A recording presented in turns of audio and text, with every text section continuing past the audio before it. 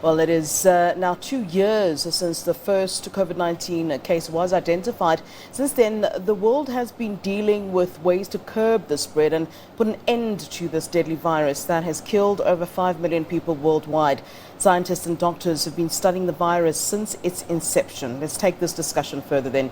When I joined via Zoom by chairperson of the South African Medical Association, Dr. Angelique Coetzee, to speak to us about the journey and lessons that the world and South Africa in particular has learned dealing with the pandemic. A very good afternoon to you, Dr. Coetzee. Such a pleasure having you with us here on SABC News. Good afternoon. It's always a pleasure to speak with you and your viewers out there. Doctor, there have been growing pleas for relaxing COVID regulations leading up to New Year's celebrations, and those pleas are really sort of gaining momentum at this time. And before we look forward and back at our history with COVID-19 as a country, I'm just interested to know what you make of this. It seems as though people are becoming a little bit despondent, tired. I mean, it is 2 years of the pandemic, but no doubt we still have to be careful as we're still dealing with it. Yeah, that's a very good observation that you made. The people are getting tired. I always say they had enough, but unfortunately, we'll have to learn how to live with this viral infection. We're still not out of a pandemic. We might be lucky this time with the Omicron, which is very fast spreading, and luckily causing more less severe symptoms than severe symptoms. So, going forward, we might not be that lucky. We never know when there will be a new variant coming. This is an unpredictable situation that we are living in.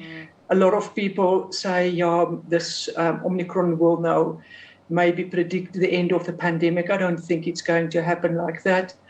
And for now, I don't think we should lessen the restrictions, especially the curfew. I think it's more about the curfew than the rest of the other restrictions that's there.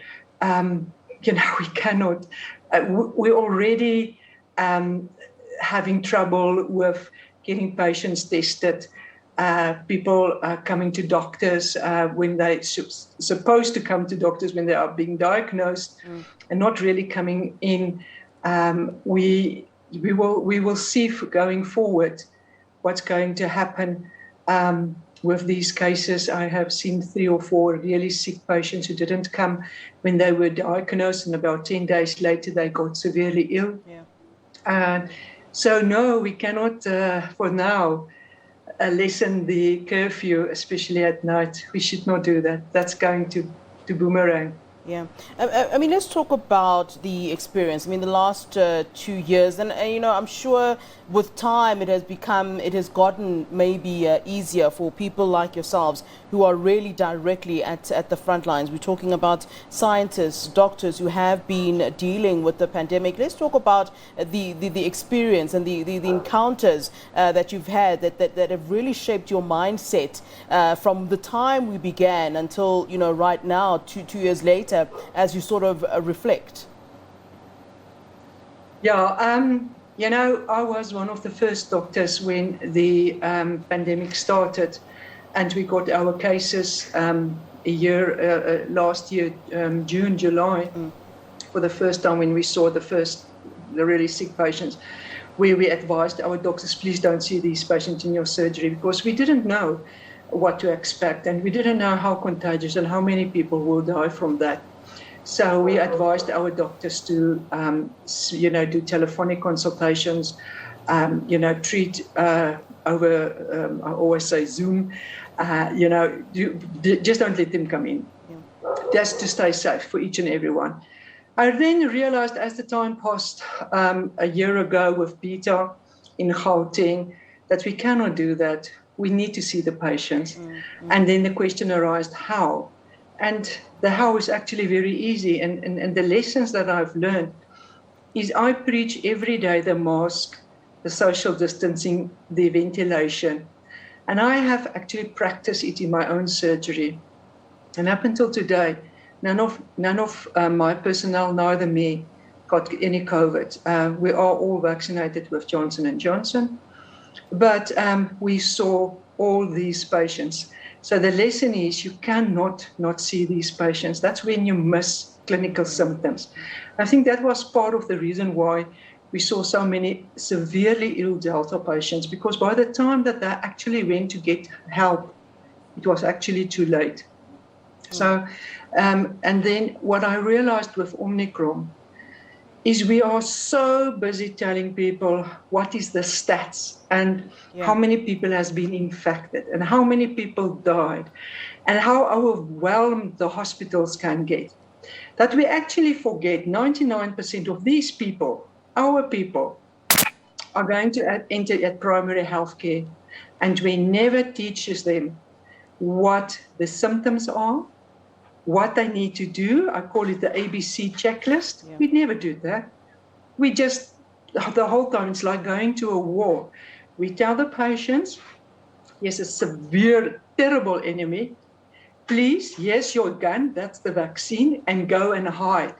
And when the people ask, but how does they look? How does the enemy look like? We just tell, no, they have mutated. They are a terrible enemy.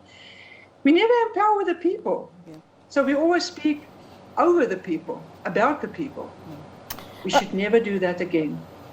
Doctor, we have to empower our people. Let's talk about, the South African health system at large and generally. I mean, from what you've looked at, I mean, you've now reflected on some of the errors, some of the mistakes, and that's great to be able to see that there were places where we made mistakes, and obviously that means that we are fixing or trying to fix those mistakes. But let's talk about how the South African health system demonstrated capability, if at all, if they did, in addressing, health and service issues. Yeah, the few good things that one can say is that we are very resilient. The healthcare workers did do with nearly nothing. There was a lot of hospitals that didn't have enough beds, didn't have enough oxygen, and didn't have enough staff. And we saw people working long hours. So if we look at the South African doctors and we look at our scientists, I think we've got some of the best scientists in the world. I've got huge respect for our scientists. I've got huge respect for some of these hospitals, especially the public sector hospitals, where their CEOs are really trying to do their best. We have seen how everyone wanted to start rolling out the vaccines. And it's not that easy. There's a lot of difficulties in people's way. So we have learned a lot. But we also know that we are not prepared really for pandemics. We haven't trained our nursing staff how to handle a pandemic, neither our young doctors how to handle a pandemic. And there's a lot of inequalities and difficulties that COVID-19 as a disease exposed. Yeah. And I think in a way we should thank the COVID-19 disease for exposing these problems, because now we have to act.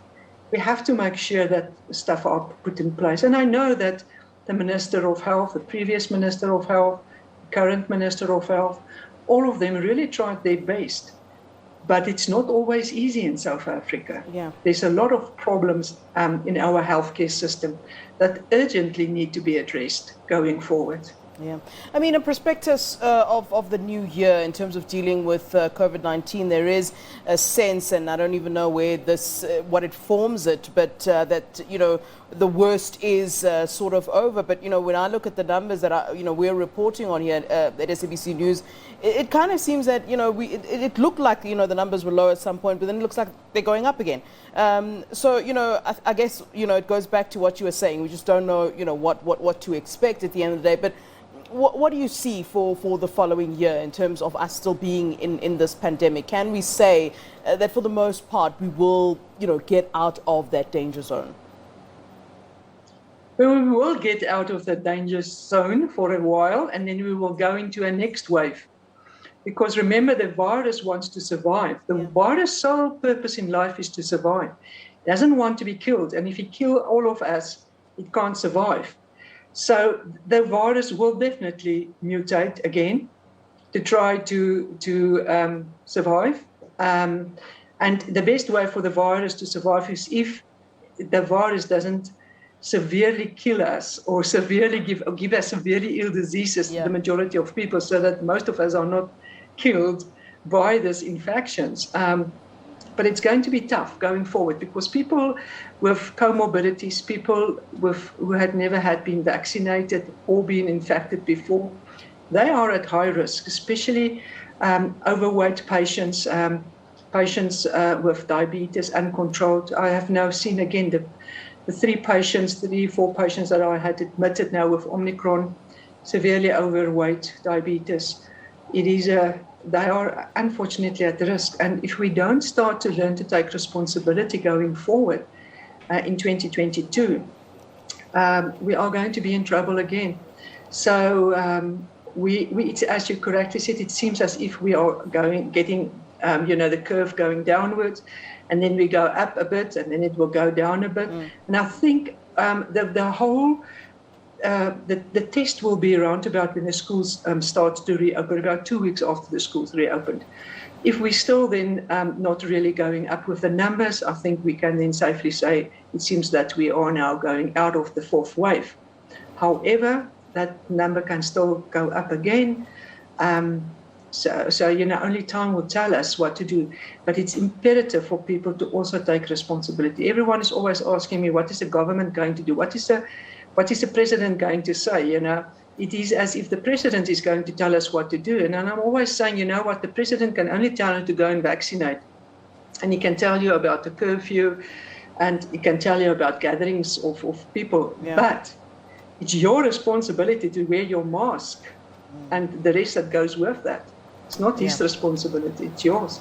All right, Dr. Coetzee, thanks for leaving us on that sobering note. We certainly do appreciate you giving us your time as always. Many thanks to you.